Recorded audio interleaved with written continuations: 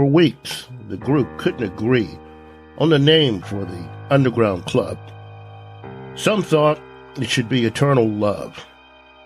That name evoked positive feelings and explained the extent of the group's purpose. Others wanted the emphasis on the technical capabilities of the group. They gravitated toward the name Craft Embalmers. Several other names were suggested that had lower appeal. The members battled back and forth until, in compromise and desperation, they came up with the name Alternative Death Care. Everyone agreed that the name fully captured the purpose and intent of the organization. Certified members became known as Deathers. This is Audio Stories with J.B. Simeon, and this is the story of Alternative Death Care. Please join me each Saturday for a new original story at www.jbsimeon.com. It's a cold Saturday morning in February. Shelley Gray is sitting with two members of her new club, Tom and Jenny Stewart, in her kitchen. They're enjoying coffee and freshly baked pastries. The Stewarts are advising Shelley on how to host the home funeral of her recently deceased infant son.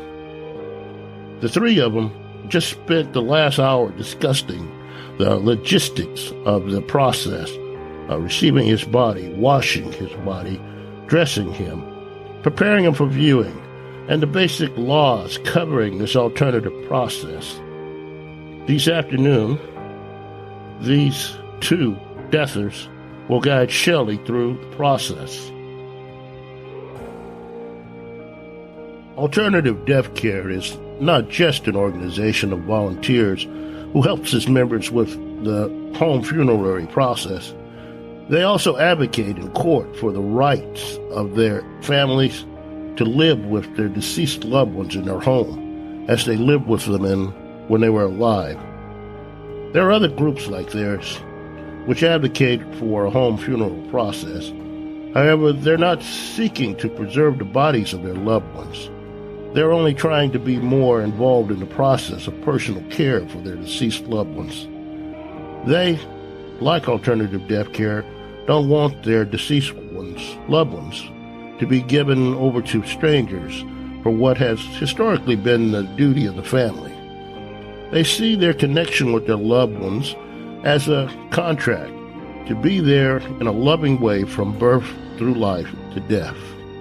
Also, the high cost of the commercial funerary process encourages a do-it-yourself approach. They simply want to be part of the process, then dispose of their loved ones with dignity. Alternative Death Care wants to keep their loved ones at home. In rural areas of the U.S., in many countries throughout the world, and for all of human history, the family handled the care of deceased family members from death to burial. In the 20th century, in urban areas, we surrendered all aspects of death to commercial processes. It is normal for the sick and the old to die in hospitals and nursing homes. The process of death has become a mystery to us. We pay others to take care of it. We're told what is dignified and what is acceptable. We are told what we should do and how we should act, and finally, how we should display what we feel. So, we turn to what has been a loving close to our relationship with the family member into a nuisance to be handled by strangers for large amounts of money.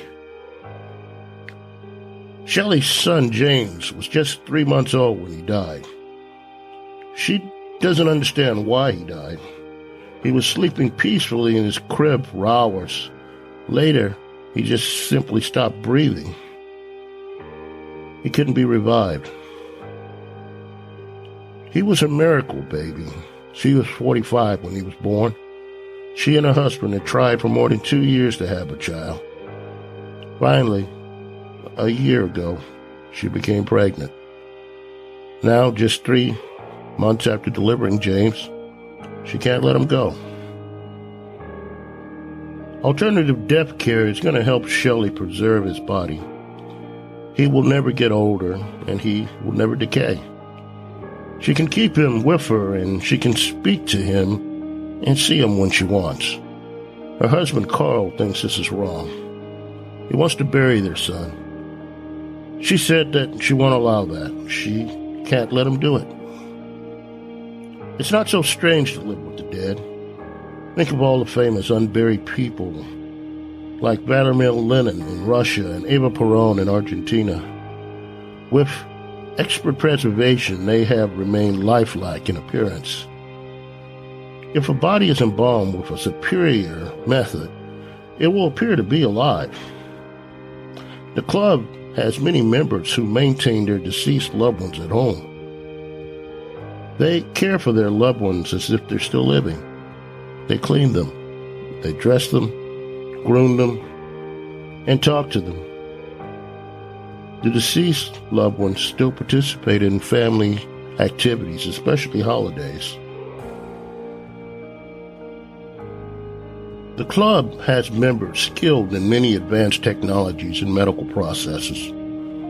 The newest preservation process involves bionic implants. The technological service section of the club is experimenting with implanting bionic servos into muscle tissue. The results are stunning. The servos activate the muscle tissue and stimulate the movement of body parts. They also control tissue decay since synthetic oxygenated blood circulates throughout the body because of the servos. Although the effect is artificial, the body is capable of controlled, animated movement, and it does not decay. It is self-healing. The mind is gone, but the body is okay. This is the process Shelley wants James to have. Tom and Jenny are finalizing the details. They and Shelley will prepare James' body this afternoon at home in the garage and display him at the wake tonight in the living room. Just like all the intermediate family will be there tonight. The funeral is on Sunday. All the friends and family can attend on the Sunday funeral. On Monday, Shelley will observe the technical section implant the servos into James' body and transform him. Carl doesn't want this final stage to happen. He wants to bury their son and live with the memories. Shelley says, I don't understand why we should limit ourselves to memories when we can have our child at home. This is not a denial of death. It's a transformation of death to a useful level. For the past 10 months, James has lived at home with Shelley. The servos are preserving his body as planned. Every day, Shelley grooms him and dresses him. Frequently, she places him in his baby carrier and goes shopping or to work or to church or to visit friends. When strangers see James, they think that he's sleeping. They always remark what a good baby he is to be so quiet. Shelley's associates at work and church have asked her to stop bringing James with her. Still, she brings him. She just keeps him in a large purse out of view. He's always near her.